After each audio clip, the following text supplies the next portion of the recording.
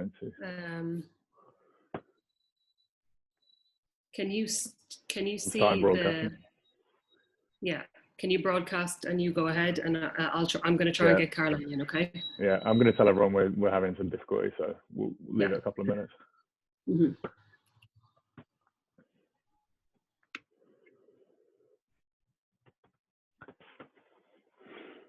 Expecting another 2, Caroline plus Lucinda? Mm-hmm. Yeah, I'm not sure why that's not working, but.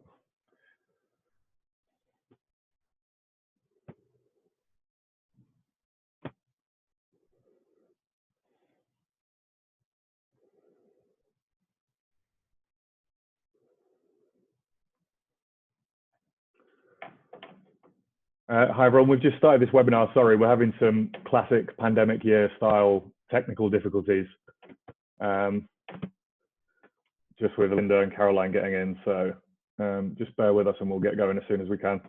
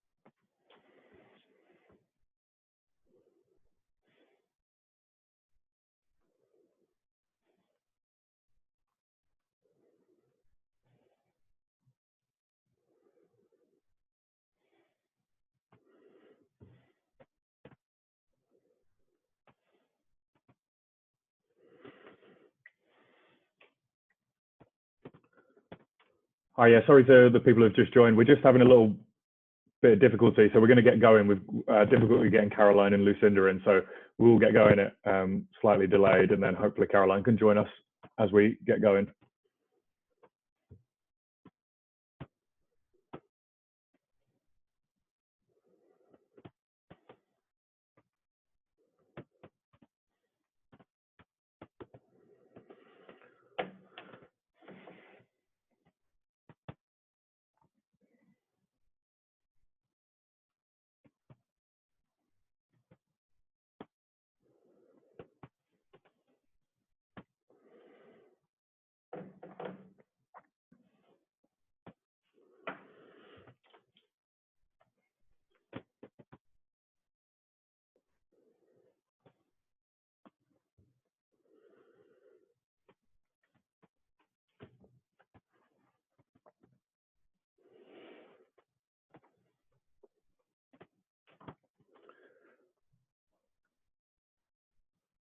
Okay, so John, I think we should get going, and then we'll Caroline warn us maybe. So a little change up to the running order maybe.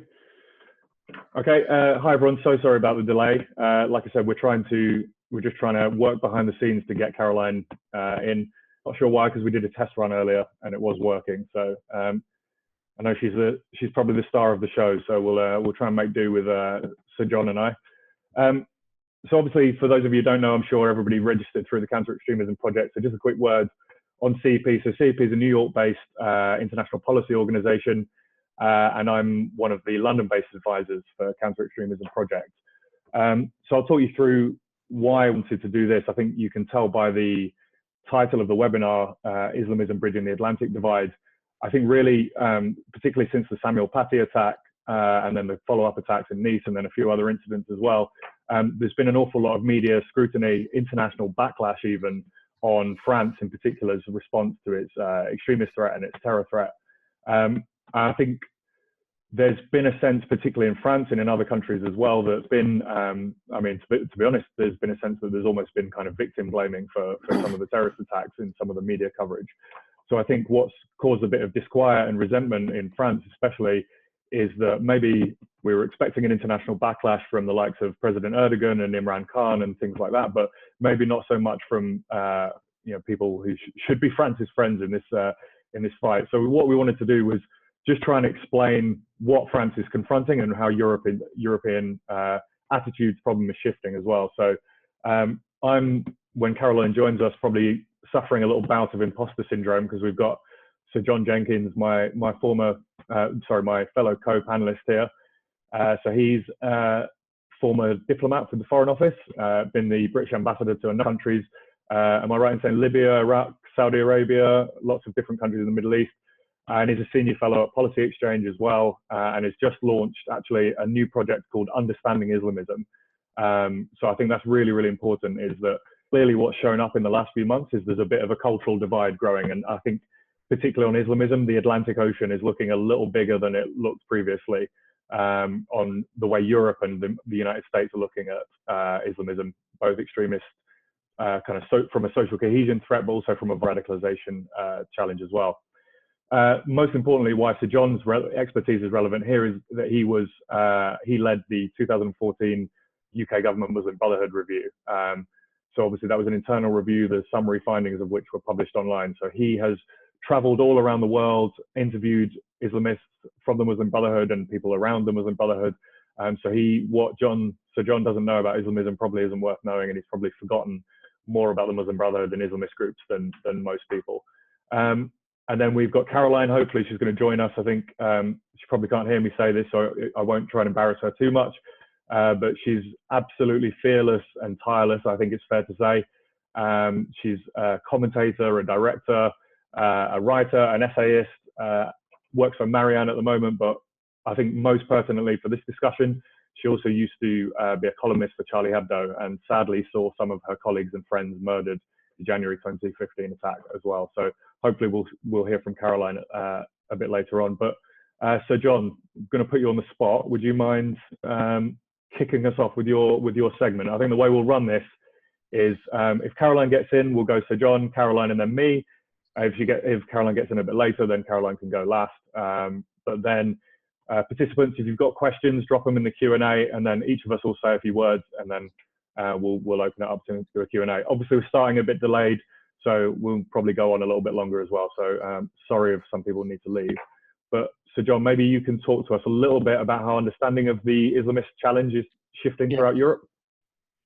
Yeah, thanks. I mean, I feel a bit as if I'm impersonating Caroline, actually, since I was expecting her to kick this off so I could listen to her, which is what I was really looking forward to. I mean, this whole thing with the coverage in the US, and to a certain extent in this country, but far less so, I think, than with you, is really curious, because it does seem to me to point up a difference in the political cultures in the US and in Europe, in continental Europe particularly, but also in this country. I mean, it is. I think we have had a particular experience of dealing with Islamism, both overseas and domestically, which is not replicated in the US. I think some of this is probably demographic. The United States is huge. I'm not sure the US has the same concentrated pockets of Islamist activity. I mean, of course, it has Islamist groups like CARE and so forth, who are very active. But I don't think, and it has some pockets. I mean, you see it in places like Minneapolis with the Somali community there. But I don't think it has the same concentration of often quite inward-looking Muslim communities exposed to the degree of Islamist discourse that we see in Europe. I think there's another point as well about, I see Caroline has joined us now. I think there's another point about the difference in political cultures. You know, I often think that in the United States, it's not the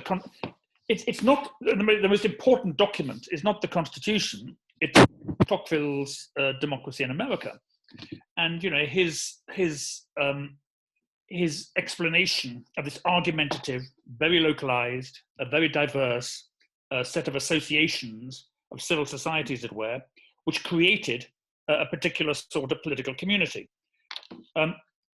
I think in Europe, I think this, in a curious sort of way, the state is far more important in Europe as a concept and as a guarantor of social order than it is in the US.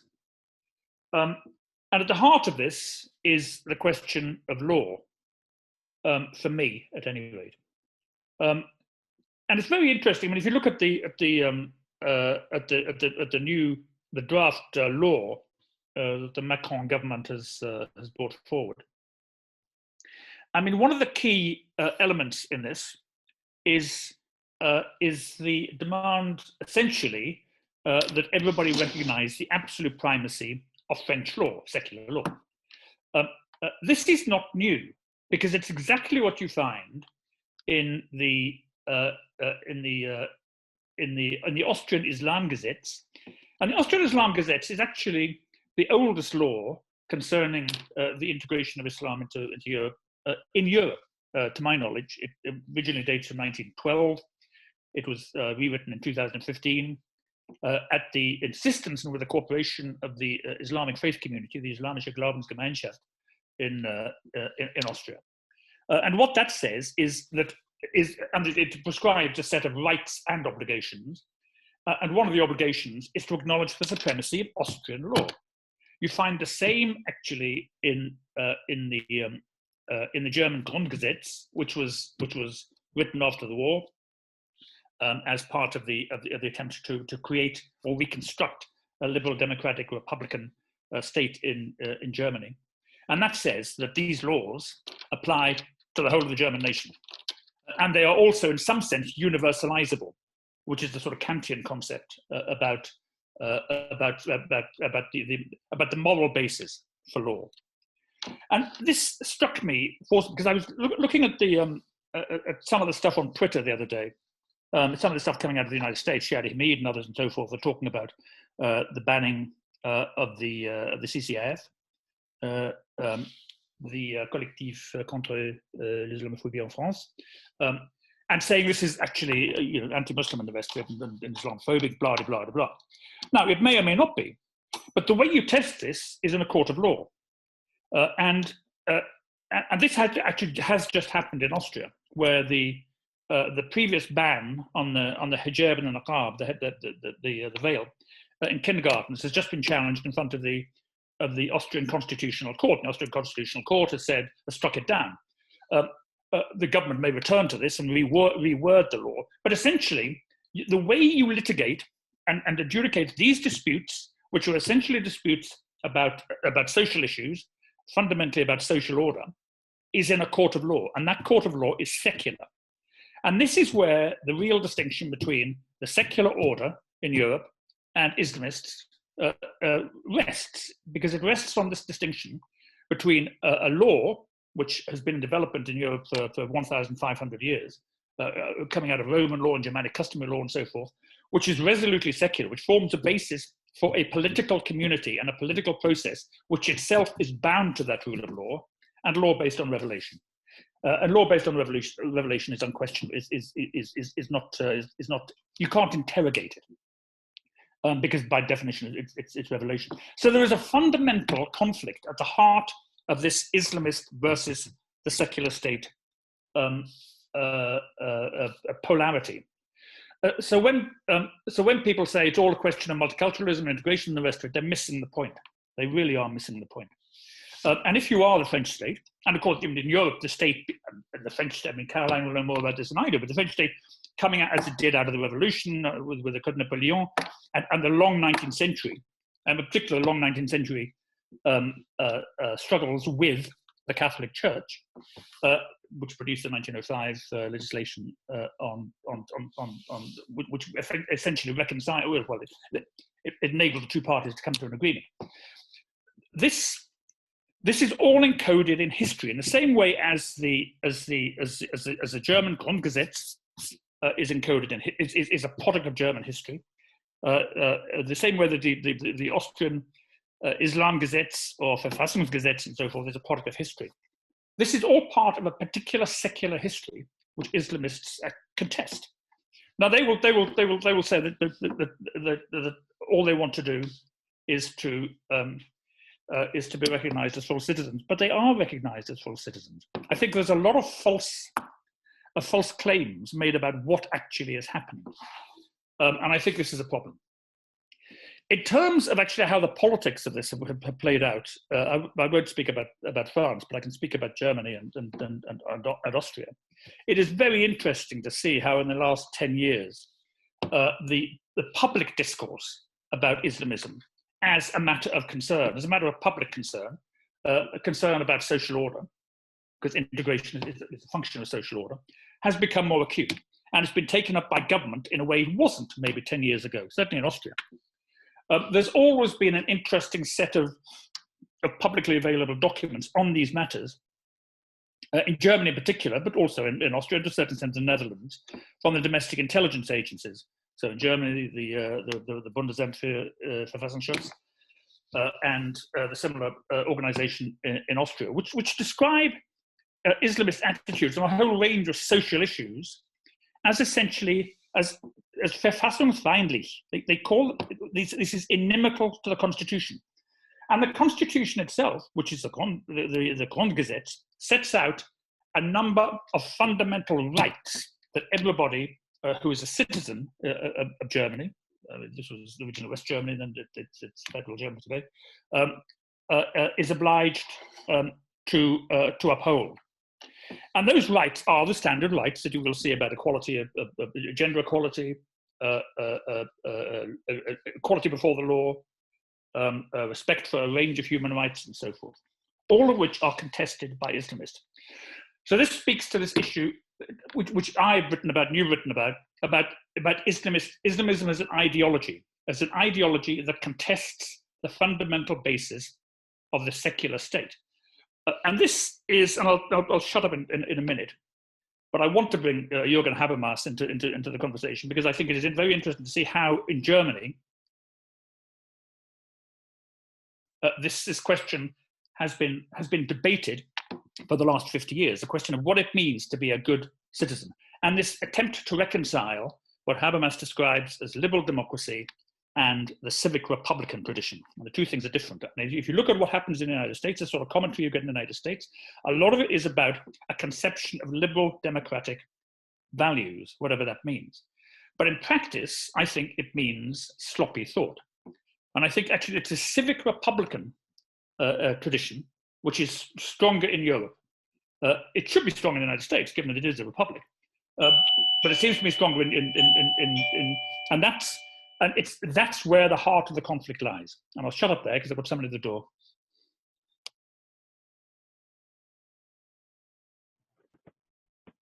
Thank you so much to John for giving us a little background. I think Austria and Germany are two countries we really need to watch on this, especially Austria has just set up, for want of a better word, its observatory for political Islam, and introduced a number of other measures as well.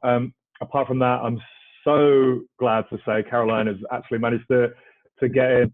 Thanks for being a good sport and managing to keep a smile on your face. That must have been very stressful trying to get in. So a little bit backwards. So John was going to wrap up with how attitudes are changing elsewhere on the continent. But Caroline, I think I introduced you as absolutely relentless and before you got in. I think especially since the horrible assassination of Samuel Paty, I think you've been completely formidable on this topic, and you know, out there in the media as much as possible on social media, and just, you know, I think it's important that people hear what you have to say from the French perspective, and if you can give us a real assessment of what France is dealing with, that would be fantastic.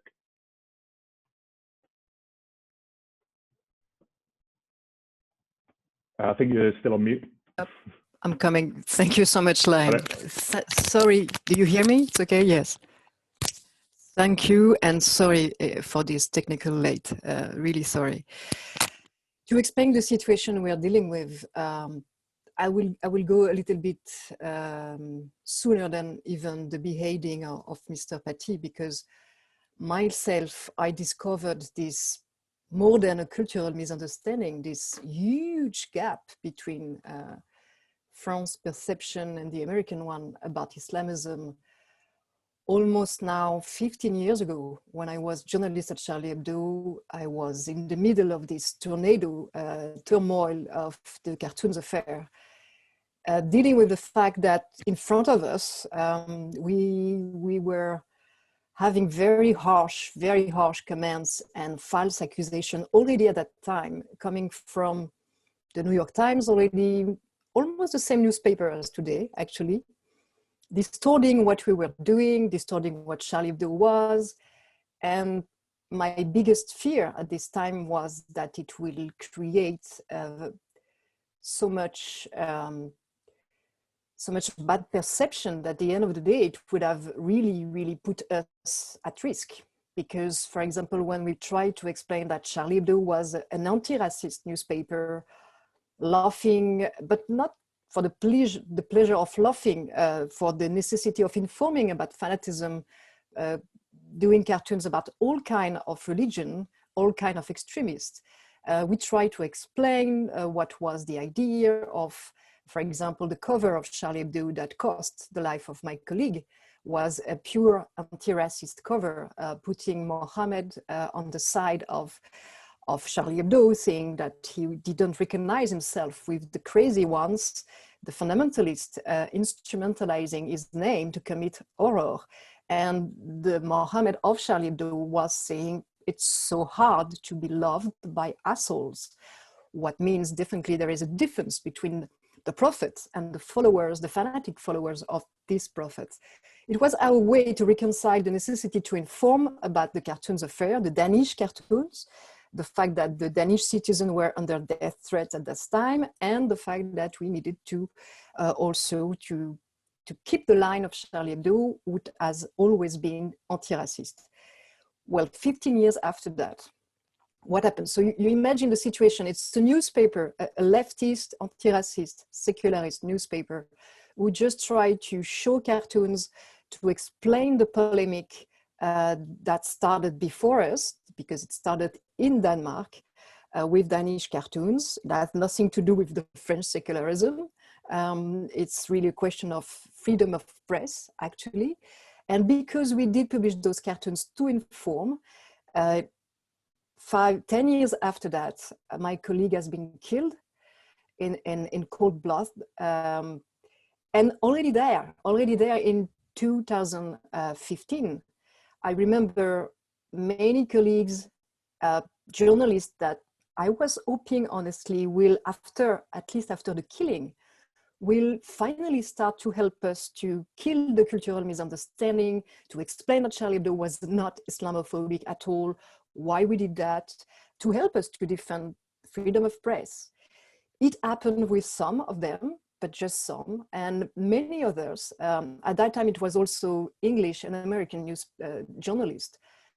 Instead of being in solidarity, they started to do again and again the same propaganda, implying that it was an Islamophobic mindset or will to publish those cartoons. And then again, 5 years after that, a French teacher just tried to explain in his classroom, according to the curricula, by the way, that has been settled after the terrorist attack against Charlie Hebdo, he tried to explain to his students that you can be offended by any drawings, but you just cannot answer by violence. He did what we honestly expect from any secularist teacher from a public school, to transmit critical spirits to his students, to help them to realize the difference between the right of being offended and the right to kill. And for that, he has been beheaded. And then we were hoping, okay, now end of the game. I guess all the journalists, all the teachers of the world will help us to explain that the thing, all of this violence has nothing to do with some cartoons, with secularism, even with the model of multiculturalism, of universalism. It has nothing to do with that. The killings, the terrorist attacks have to do with the fanatic ideology behind. And this fanatic ideology already killed Muslims all around the world, all kinds of Muslims. Every Muslim was not exactly the same as the Islamist. It has already killed in almost every countries in Europe. It has already also killed, of course, in the United States.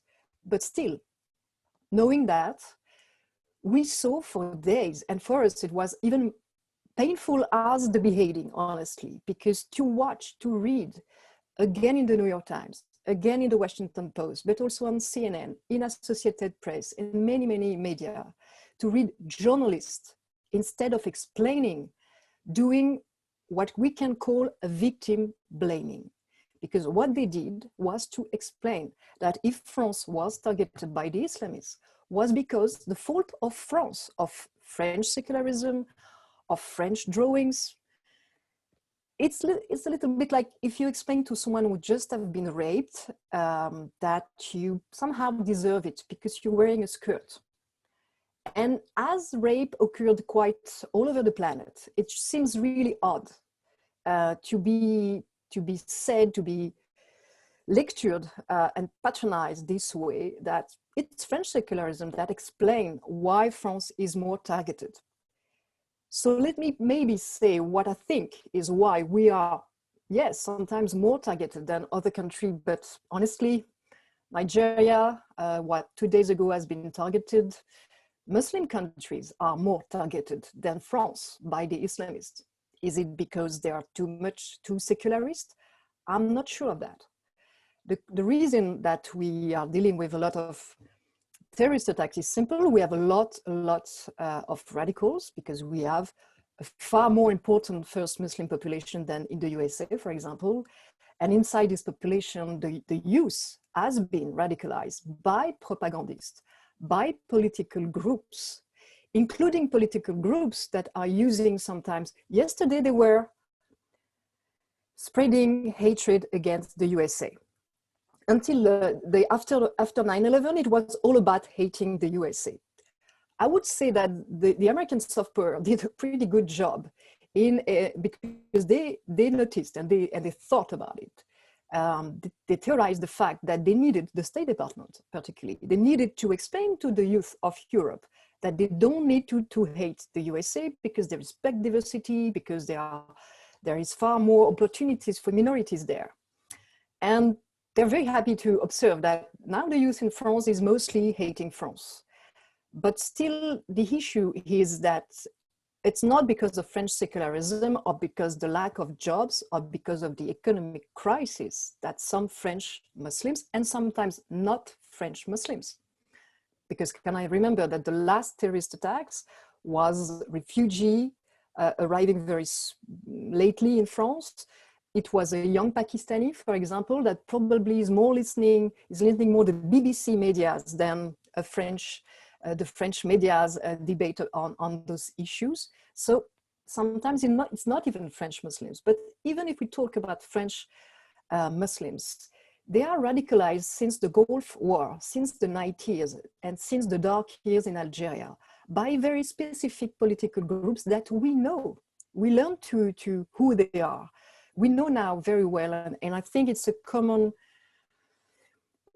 now knowledge all over Europe, for example, the very, very nasty role played by the Muslim Brotherhood. It's one of the most powerful political organizations that helped to radicalize, including sometimes very promising youngs, who were on the way to become a doctor or engineer, and instead they were not necessarily poor, they were not necessarily discriminated, but they chose, because by ideology, to become fanatics and to hate instead of building another life.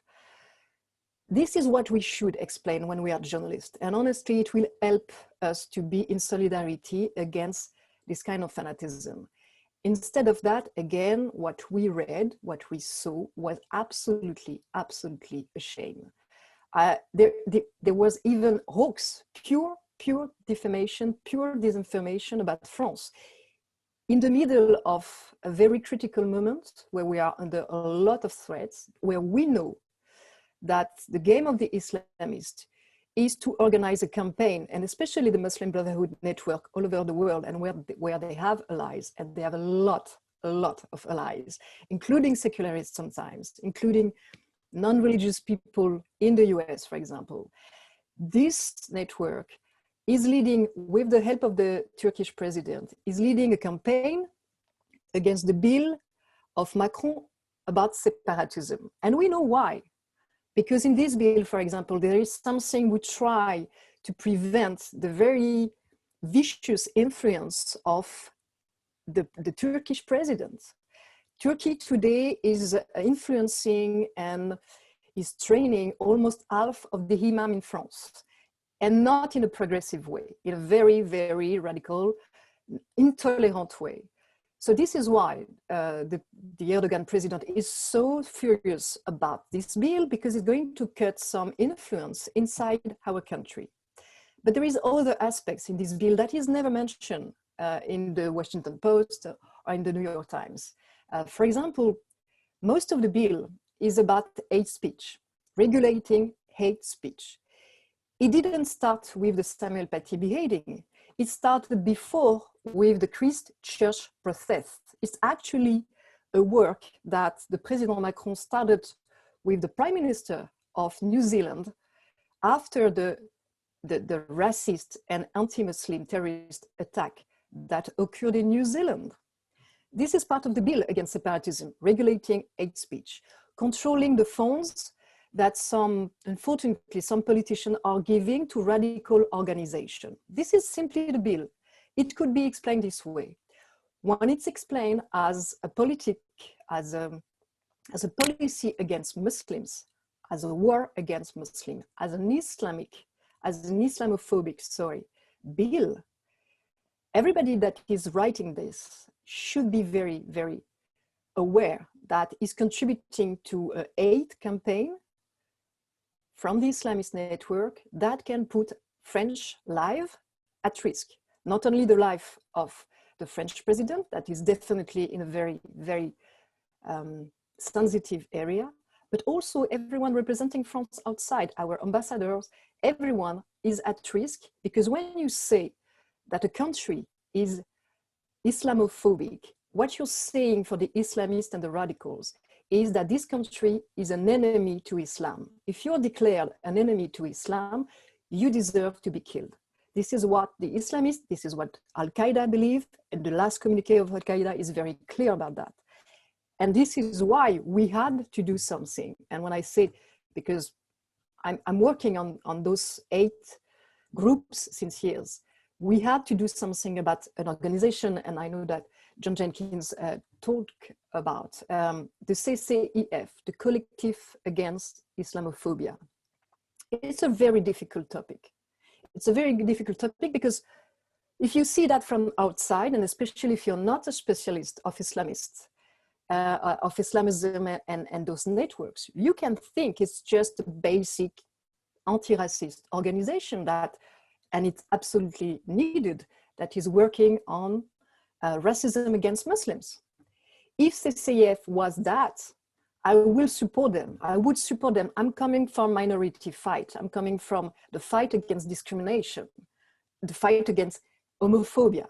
The fight against homophobia has nothing to do about what the collective against Islamophobia was doing, because the collective against Islamophobia is a radical, is a hate group pretending to be anti-racist, using the word Islamophobia to target not racism, to target secularists, to target people defending equality, sometimes secularist feminists, for example, but also any policy against terrorism is called being an enemy of Islam. They also are lying about plenty of cases. They are lying about the numbers of hate crimes. One example of this disinformation that helped the radicals to target a democracy. Again, and I saw that on the CNN website, which is, as a journalist, honestly, it killed me to see that the lies of those hate groups, Islamist fanatic hate groups, have been duplicated in the press, in the media, like if it is information. For example, they made a big confusion about a dispute, a feud between 4 women about noisy dogs, with some racist comments in the middle of that, and a stabbing. It was clearly a violent stabbing, but it was absolutely not a terrorist attack against Muslims. It was really between 4 women about something else. And they presented this as an Islamophobe terrorist attack, which has been silent in France, and to explain the fact that we don't care about the fact that Muslims almost are killed in the street. All of this to cover the real terrorist attack, the beheading of Samuel Paty. And it's every day a lie like this. I don't mention, because it's now famous, the lie that Karen Attia from the Washington Post spread all over his Twitter account, saying that France was putting a code on the back of Muslim kids to control Muslim kids. I mean, we are in science fiction there. It's beyond rationalism. This is pure disinformation, pure propaganda, because of course there is nothing like this in the bill against separatism. The only will was it was about all the kids of the Republic, no matter if they are Muslims or Catholic or atheist, to try to start the schooling sooner to prevent the fact that young girls, for example, are not going to school. It has nothing to do with what we read. But all of this, again, it's part of the cultural war first, a competition between soft power to be the one who is going to be blamed and targeted by the Islamists. But the problem is that the USA and Europe should be allies on this. We're on the same boat. We should be together resisting to this disinformation and propaganda, especially the journalists. We should be all together to explain the facts instead of lying about the facts and again, helping the Islamist and the fanatic agenda. But for that, and I will finish on this, we have 2 problems. We have honestly a real problem of understanding coming from our American colleagues, because they're living in another reality, and apparently they have difficulty to understand the French or the European context, honestly. They don't understand that the situation is absolutely not the same than in the US. In the US, everything is about a main threat, which is white supremacism, police brutalities against Black citizens that are horrifying, honestly, and the Muslim ban of Donald Trump. And I have the feeling that in the head of some American journalists, Emmanuel Macron now became the equivalent of Donald Trump, which is honestly quite funny. If they ask if we want to exchange, no thank you. We know the difference between Emmanuel Macron and Donald Trump. We are happy for them that they don't have to live under Donald Trump for 4 more years, but for really nothing on earth we would exchange. Emmanuel Macron, and I didn't support him, so I am very free to say that. Emmanuel Macron is a very open-minded, rational guy, pragmatic guy. He was honestly very soft on this issue until the beheading of Samuel Paty. It's just the fact that he's dealing with a situation where he cannot escape from being in charge. So he has to do something. And if he's not doing something, Marine Le Pen will claim that she can do something. So he knows that he's battling on two fronts. He has to do something about the terrorism and the fanatism to, again, stop those killings as much as we can, and also to prevent the extreme right and the racists, the real ones, because they exist, but it's not the secularist, and it's not the Republican, and it's not Emmanuel Macron, it's Marine Le Pen, it's the extreme right, to enjoy the situation, to win some points. The situation we are dealing with in France is not terrorist attack coming from white supremacists like in the US. 90% of the terrorist attack in France are coming from Islamists. Almost the majority of the hate crimes in France are against Jews. This is also something I never heard about in the American press. I'm quoting there, or the New York Times, or the Washington Post. Of course, we have also a problem of police brutalities. Of course, we have a problem of racism against Black, against Muslims. It does exist for sure, but the hate crimes against Jews are the double of it, the double of the hate crimes against Muslims. And you know why? Because there is hate groups that are using minorities to radicalize them against the Republic, against secularism, and against the Jew. And this is the incitement of hatred we are dealing with. And this is why we try to react against it. So accusing France for actually defending herself against hate groups, of being herself a hate state, is a complete reverse of the situation. It's to resist to hate. It's the contrary. And if on the top of that, and I will finish by that, if on the top of that, we have a cultural misunderstanding about secularism, this is why it explains where we are. I understand that in the USA, and I have no problem with that, in the US, secularism means mostly protect religious freedom. The secularism has been invented to protect religious freedom, and that there is not a religion feeling that she's not equal to another. In France, and John Jenkins remind that also, in France, yes, we decided to resist in the past already to Catholic fanatism to protect freedom by this law of separation. And we will resist to any kind of fanatism. It has nothing to do of whatever it is, Islam or Catholicism, it is the same. The state will resist to any attempt coming from fanatism to kill freedoms like freedom of speech, like women equality, like gay rights, like also Jew rights, because we won't let fanatism incite to hatred again against some citizens. It has to do with that, protecting freedom and equality, actually. And this is what has been presented as Islamophobia. And every time it's written, it puts us at risk. Thank you so much, Caroline. It's going to be a tough act to follow, so I'm going to have to, I'm going to make my comments short because I'm not sure I've got a whole lot to add from that bit of a tour de force. So I'll say a few minutes and then we'll go into a Q&A. We've had some amazing questions come through already. But I basically think that there's a few different reasons for that. I mentioned the size of the Atlantic Gulf between Europe, particularly France and the US at the moment. A few reasons have been identified by Macron and the government. One of them is laicity. I'm not French, so I'm not going to pretend to understand it. I'll try and explain it.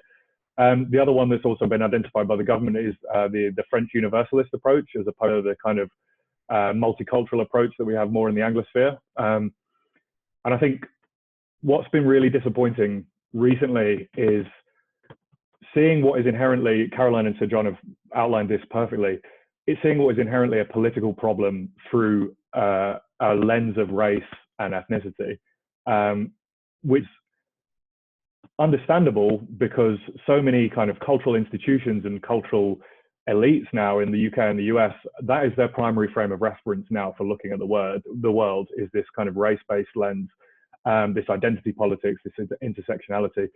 And I just don't think it's really healthy. I think it's a really bad road down. I think it's, you know, it's not hard to imagine kind of like ethnic balkanization of the United States based on this kind of theory.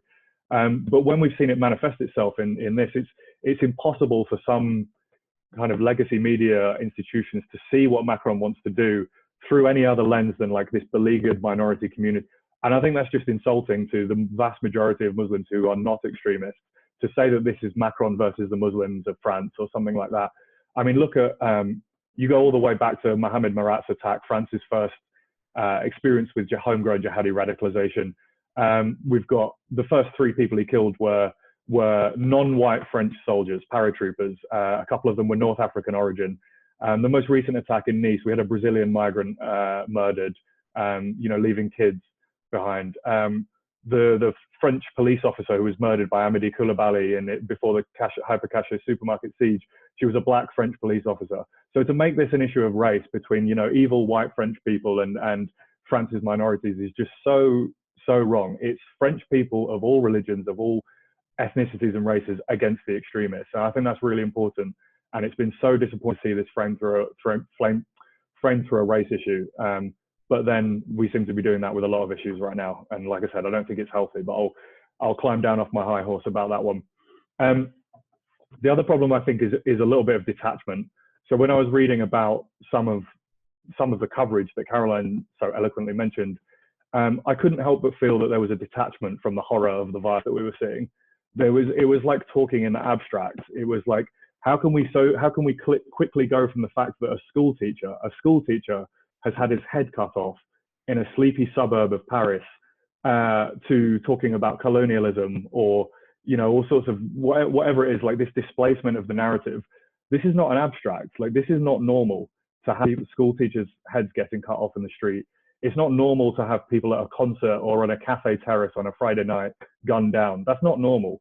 And France shouldn't have to accept that. And dealing with it is France's right, and defending itself from both Islamist nonviolent subversion and jihadist terror is France's right. It's his duty to its citizens to defend itself from that. So I think that's really disappointing as well, is just seeing how detached we are from the horror of jihadist violence, and it is horror. The other problem, which I mentioned in a recent article for Unheard, is there's not really been an attempt to understand what France is dealing with. There's not really an attempt, so John mentioned this, to understand Islamism as its own coherent intellectual political theory. So we're looking at what France's policy responses are, but we're not even trying to understand what the problem is in the first place. So I think my basic attitude is, let's scrutinize the hell out of Macron's plans and scrutinize the hell out of France's plans, but we have to start from trying to understand what the problem is, rather than, exactly as Sir John and Caroline both said, framing it as an attack on Muslims or Islam. So very quickly, I'm going to try and briefly explain the development of the Islamist problem. So I think in France, what we've seen recently is a real maturing of the conversation on Islamist kind of impact on social cohesion, but also its radicalization. And I think Caroline, you mentioned Macron was a bit on the fence on this a few years ago, and I think the debate in France was, if I can put this really, really crudely, was between Olivier Roy, sorry if I'm butchering the pronunciation, and Gilles Capel's view, which was Roy's view was more it's an Islamization of realism, and Gilles Capel's view was that there's a radicalization of Islam and the Salafi and Islamist offshoots that are coming out of Islam. And I think what's happened is, as France's terror threat has developed and as the separatist threat has developed, it's been harder and harder to discount Gilles Capel's view. There's been more and more evidence, and I think other scholars have come along, like Bernard Rougier, who wrote the territories conquered by Islamism. So that's a really key word, territories there, by the way, just bear that in mind. And then Hugo Micheron wrote another study as well, where he pivoted the conversation away from what we do in the Anglosphere, which is over-individualize the problem and focus on like psychosocial factors and vulnerabilities. And he wanted to look more at the geographical, the environmental, and the ideological factors at play here. Because when you're just focusing on psychosocial factors or socioeconomic factors, it doesn't go far enough to explain the full phenomenon. It plays a role, absolutely, and I don't think Capel, Micheron, or Rougier would discount it, but it doesn't it doesn't map up neatly. When you look at the hotspots of radicalization, it doesn't map up neatly with where the most kind of impoverished neighborhoods are in France. So, for example, why was there such jihadist radicalization in Toulouse, but not maybe in Marseille, which is a big city? And then you have to go back to the mid-2000s and look at the activities of a handful of people, like the Creighton brothers, like Olivier Corel in the Artisan network on the outskirts of Toulouse. You know, I use this term a lot, relentless activism. They are going door to door and knocking on doors, recruiting people for their Salafi jihadi networks.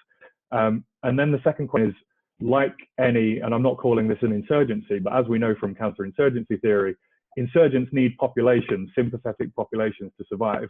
So the non-violent Islamist milieus and ecosystems in a place like Toulouse were giving the breathing space to jihadist networks. I think that's a really key point to look at.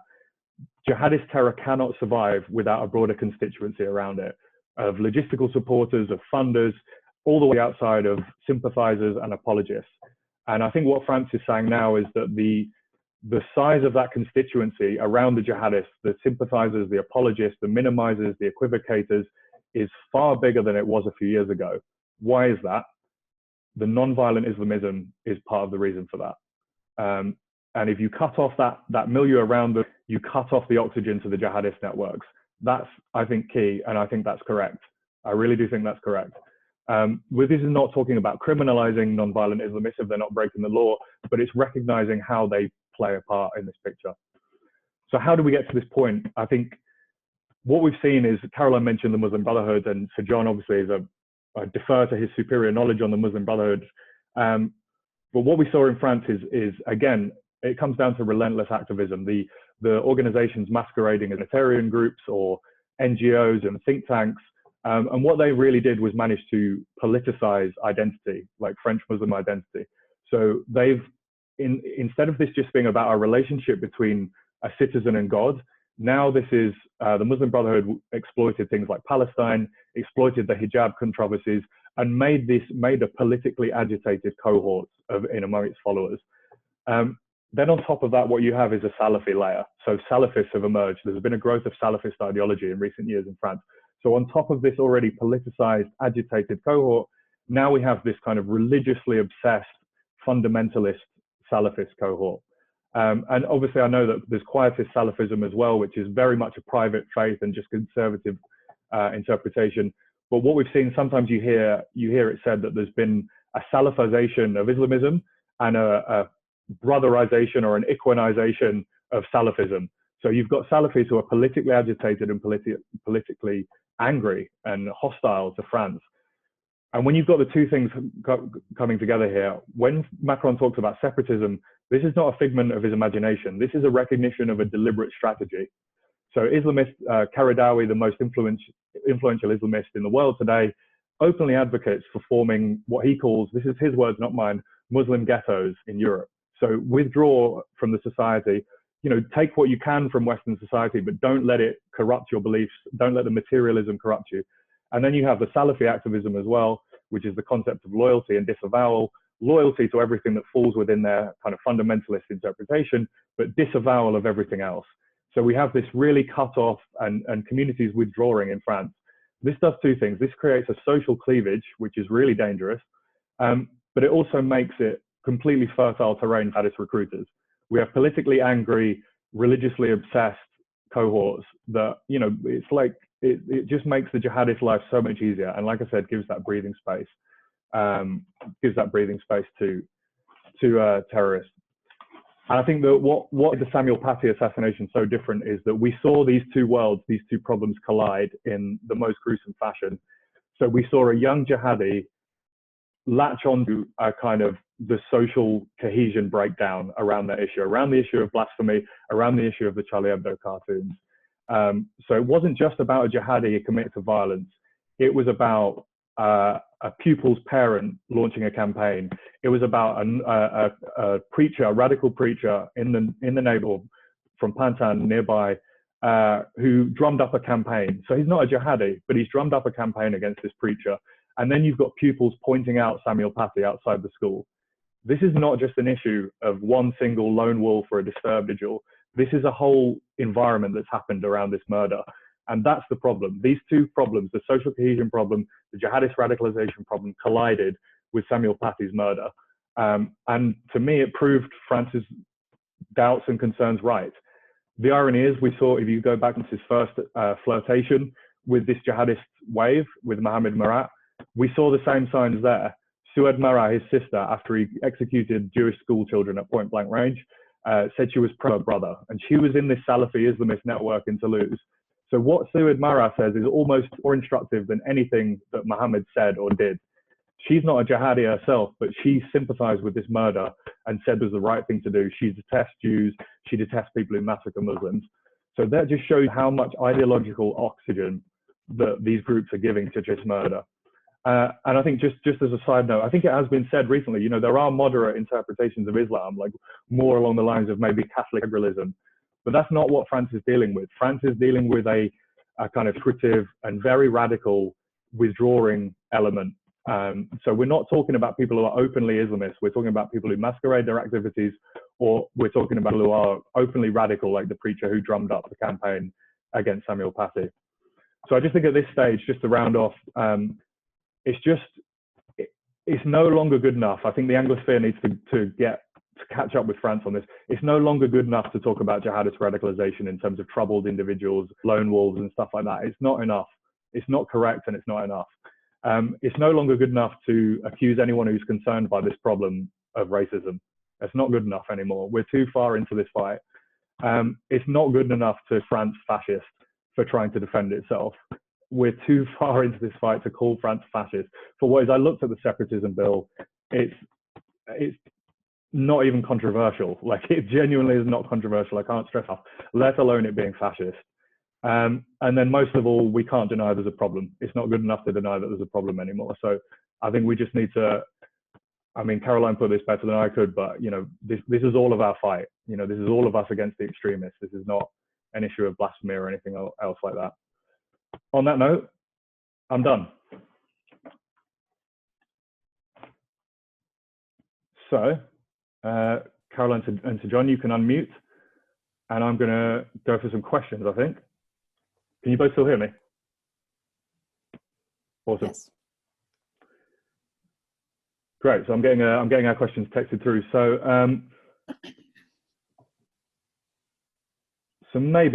this one talks about the US media and think tank narrative on laicity and separatism now seems to be kind of echoing some of the bad faith arguments used by Islamists in Britain and Europe. And particularly, I think Sir John and I have talked about this before, Islamists are kind of recognizing that they can exploit this kind of postmodern language a little bit and fool people. So the question is, will these bad faith arguments now a US-French policy interaction on this matter, or is this just a media phenomenon? So do you think it's just a media breakdown, or do you think there'll actually be a policy breakdown? Maybe Caroline and Sir John can both chime in on that one. Maybe the incoming Biden administration has a flavor to it on this as well.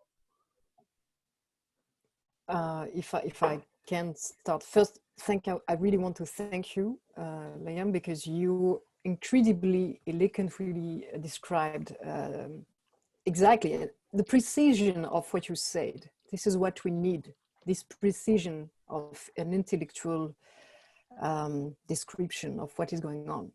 Because when we understand what is going on and the complexity of this ecosystem between, again, the jihadists and the propagandists, the Islamists that are giving them the oxygen to target exactly it is what happened effectively with Samuel Paty, with some hate groups, non-violent jihadists, let's say non-violent Islamists, but the one who are targeting and helping the violent one to know who they should kill. So to go back to the question, no, it's not only a media phenomenon. It's far more than that. There is policy, there is a power game at stake. I said briefly that in the previous years, we saw, for example, the State Department. We know that the religious right in the USA pushed for years to have a very strong department about religious freedom. And in France, we had already this kind of controversy with American politicians and journalists and activists. It's the three levels, the three layers.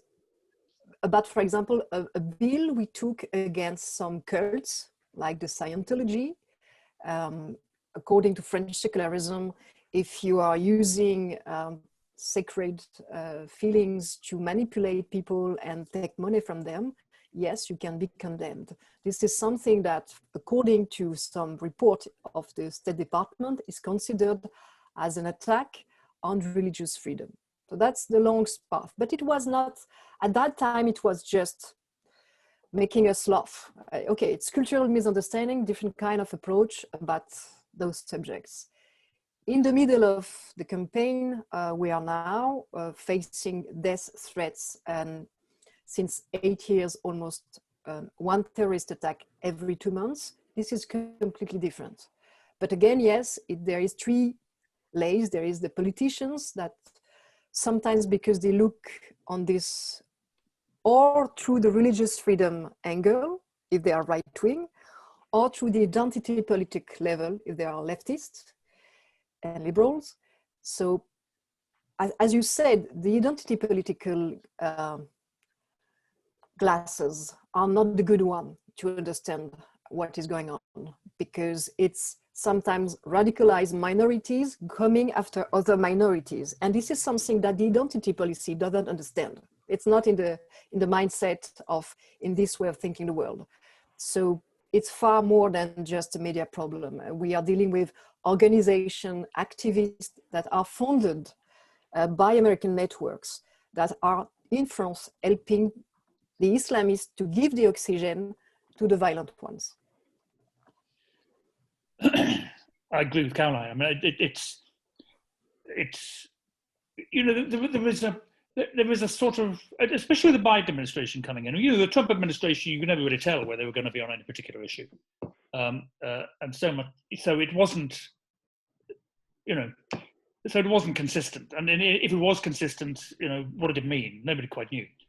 You know, the Biden administration will be interesting, particularly if it becomes, you know, if it, and he's already appointed, you know, some people to significant positions who were in the Obama administration. So, you know, people say this is Obama 3.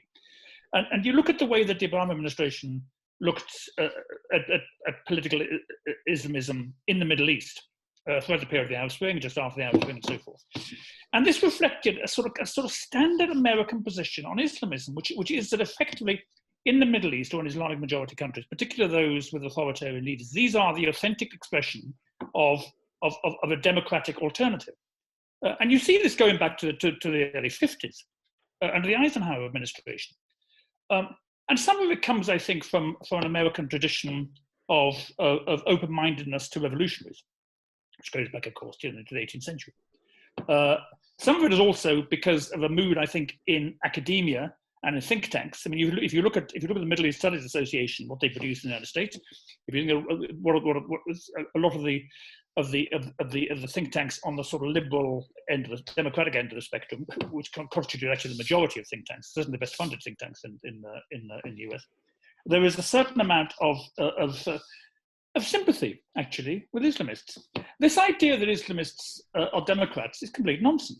I mean, of course, there are Islamists who will participate in the democratic process. This is something we've seen historically regularly with the Muslim Brotherhood. I mean, there is an issue about the Muslim Brotherhood. What exactly is the Muslim Brotherhood, and who is the Muslim Brotherhood? It's quite hard to define. But essentially, you know, the Islamism, the mothership is the Brotherhood. I mean, that was the first mass movement of organized Islamism from 1928 onwards. And the Brotherhood is a revolutionary enterprise. Now, Hassan al-Banna couched this originally as a social revolutionary enterprise. This is, we change people's minds, then we change the state. Then we control the state, then we change the state. That's still revolutionary. Even Hassan al-Banna's Brotherhood had a doctrine of physical force. For them, it was tactical. And it still is tactical, actually. I mean, they're not averse at all to coup sort of violence, as long as they think the violence will work. And that is a dividing line between them and extreme Salafi jihadists like Daesh and so forth. But essentially, the aim is the same: is an Islamic state governed by Sharia under ultimately the control of a caliph. I mean, this is standard, and it's written. They're not Democrats, but there is. So you look at someone like Shadi Hamid, who's been active on Twitter about this whole CCIF business and the rest of it. He picked up the Fareed Zakaria point about illiberal democracies. I mean, quite honestly, if you think about it, I'm not entirely sure what liberal democracies mean. I mean, I've read the book. I've spoken to him. I know what he means. But if it's a liberal, it's not a democracy in a sense that I understand, because a democracy is based on it's basically a constitutional settlement which prescribes the boundaries of the community and prescribes the ways in which you become a member of that community and the underlying laws and values which calls that community into existence. And I think that's out there in American public life and in American academic and think tank. You see a bit of it in this country, but nowhere near as much as you see in the United States. There is this sort of cognitive dissonance when it comes to Islamism. I think it's a problem. Great, thank you both. I've got I'll take a double here because good friend Fayaz has asked a couple in the chat as well. So he says, one of the questions he says is, there are so few Muslims willing to challenge Islamism in these groups. What can we do to build up more to tackle Islamism apart from the handful who are constantly attacked? And I know Fayaz has got close personal experience of being with people who's constantly attacked. So any thoughts on how we can build more people to, to build up our capacity to confront this problem? Well, actually, this is also something who has been completely silenced by, again, the same newspaper we are talking about. In France, the activists who are the most vocal to support that bill against Islamism and separatism are from Muslim background, are from Arab origin. And it has been now, yes, more than 15 years that I am working first on Catholic and Protestant extremism, and then I moved to also Islamist extremism. Since I'm working on Islamist extremism, since the 9/11 actually, I am surrounded in France by activists from Iranian origin, Moroccan origin, Algerian origin, of course. One of my best allies in this fight are probably coming from Iran and Algeria because they suffered there from the Islamists. They escaped from it to find a secular refuge in France or in Europe. And they are sick to see that we can accept here, in the name of democracy, illiberals and non-democrats and even hate groups to bully them. Because you're right, they are the most targeted. They are harassed, they are denounced, they are insulted, they're receiving death threats. Half of my friends are under police protection in 2020 in a democratic and a secularist country. This is a situation I would love to read in the New York Times or in the Washington Post or on CNN sometimes. It's never said. They never they never interviewed those secularists from Muslim background. They even also silent the fact that there was a petition of more than 100 Muslim scholars and academians supporting the bill against separatism. The highest Muslim authorities are okay with it and support it. We can have some disagreement on one point or two. That's part of the democratic debate, of course. And myself, I don't share everything of this policy. But the main spirits, the fact that we need to be together to target separatism, honestly, there is a huge, yes, we agree on that, most of us. Yes, there is radicals, yes, there is fanatics, we disagree with it, but they are not the Muslims of France. They do not represent the whole community of the Muslims of France, not at all. And it's, again, a lie, a propaganda that is giving oxygen to these radicals to say it. I mean, I absolutely agree with that. The central, first of all, you need color. I mean, Fayaz has had a lot of difficulty, tough times, hate speech directed at him. I know that. But actually, I think there are more. I mean, there were some very prominent Muslims or former Muslims, as they will describe themselves,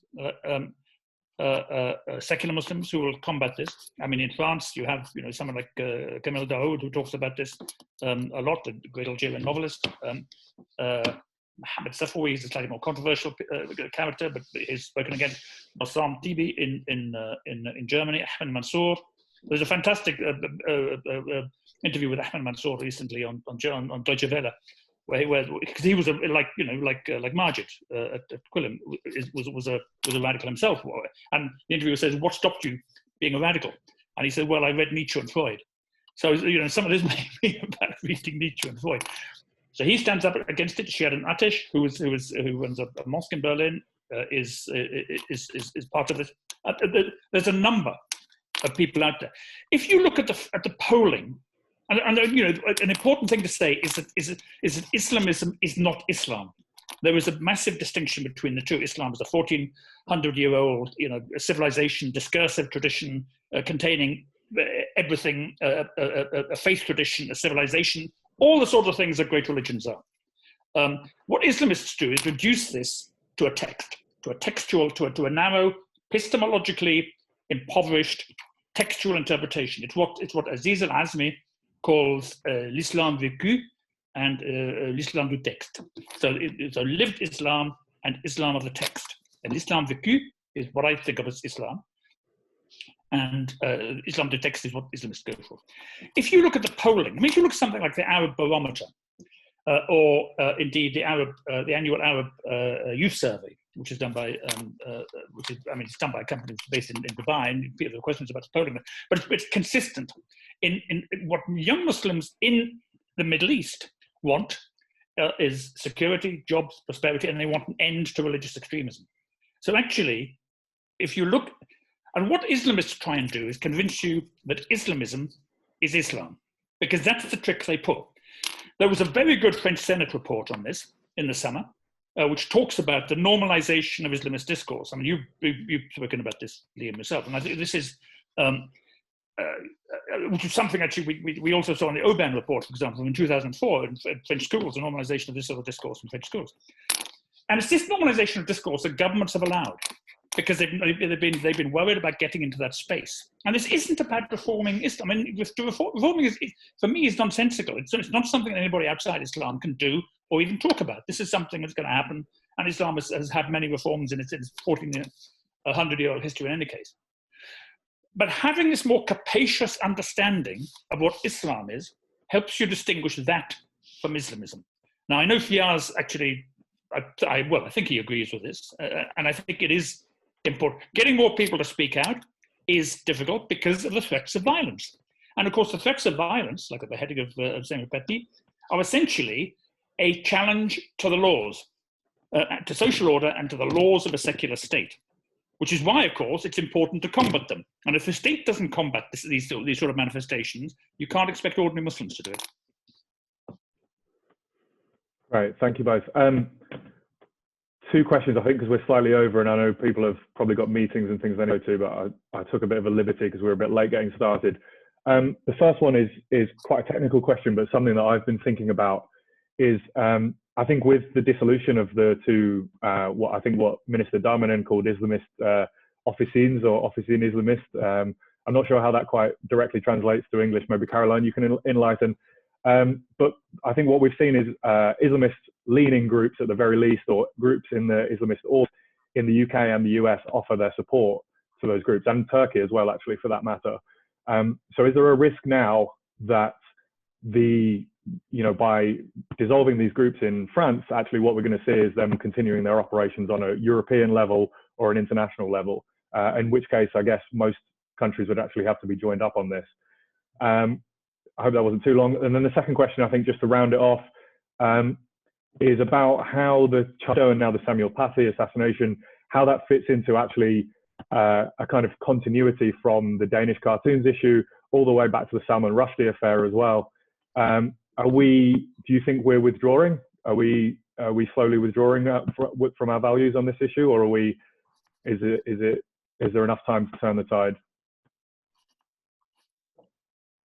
Thank you for this question. I don't know yet if we are withdrawing. I observe that we are more and more, at least across Europe for sure, to share the same views, and precisely. I mean, it's important because if you're going 10 years ago or even after just the 9/11, all of this was about principles, but now we're going into details. We know exactly what networks, what is their strategy, what they are doing, and what we just said about the fact that it's a whole ecosystem between, again, the violent jihadists, the non-violent Islamists giving the oxygen, the list of the targets, and also bullying. It has a link with the previous question, bullying the brave secular Muslims or ex-Muslims or secularists with an Arab origin. Why they are bullied the most?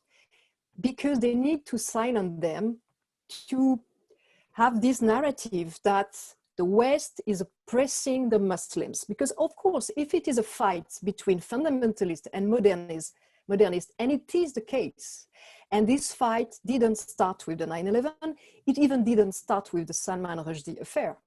It started, for example, in Cairo in the 30s, where the coffee were full of incredibly stimulating and open-minded and free minds like Taha Hussein, walking in the path of poets like Khalil Gibran, and before, at the 10th century, Omar Khayyam or Al-Mari, the Syrian poet.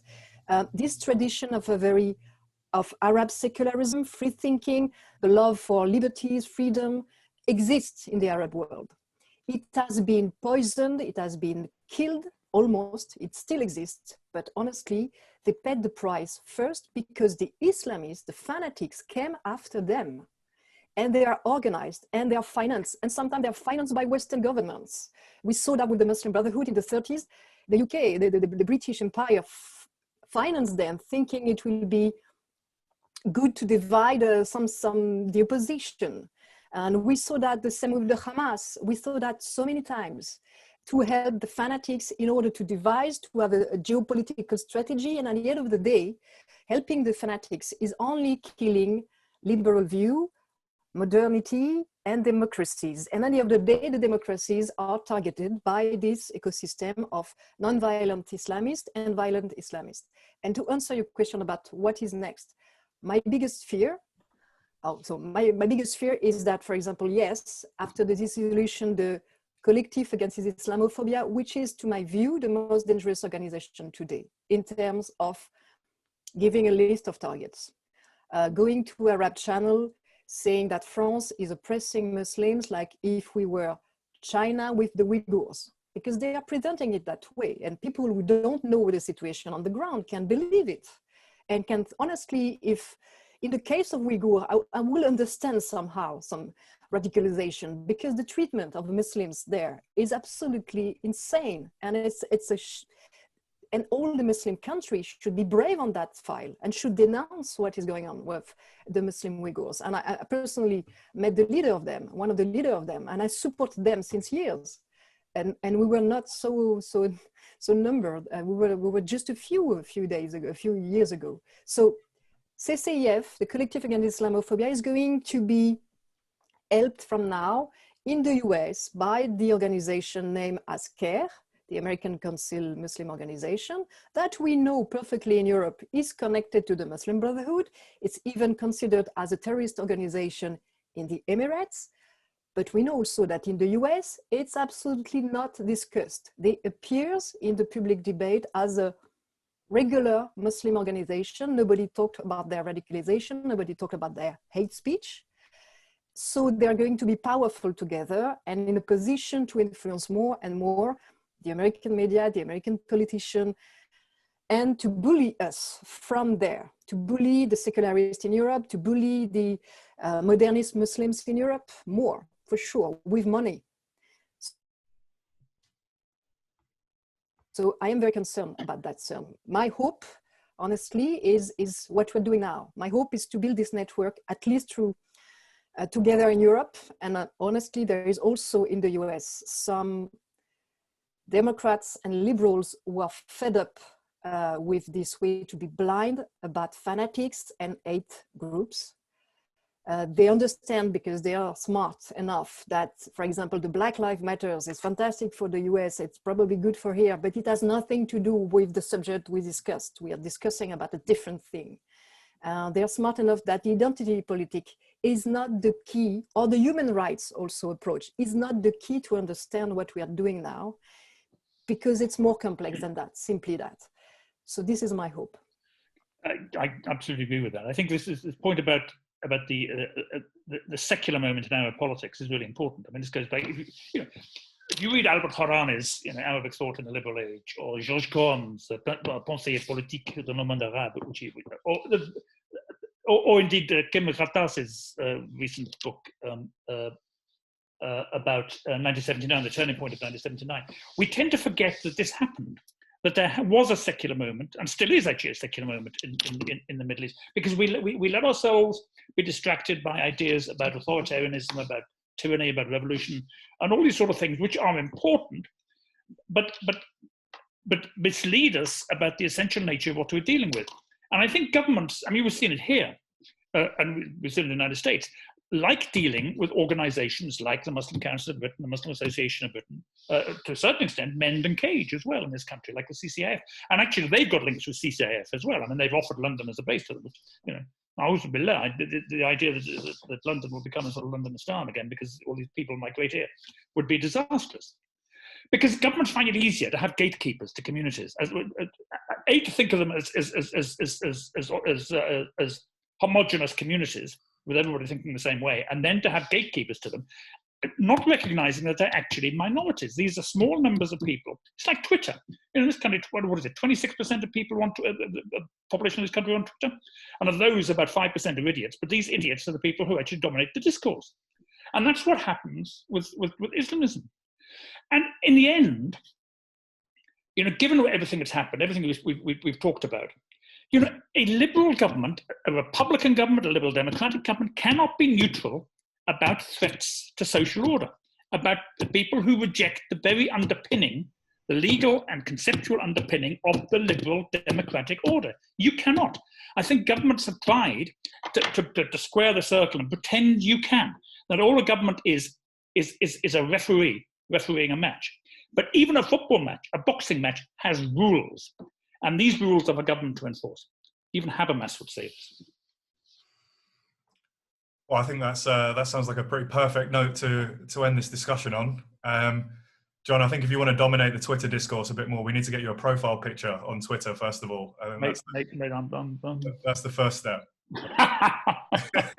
Avatar, way to go. Thank you so much to everyone who joined us. We will chuck this recording up on YouTube as well, so more people can watch it. You can send and share to everybody you know, hopefully, as well.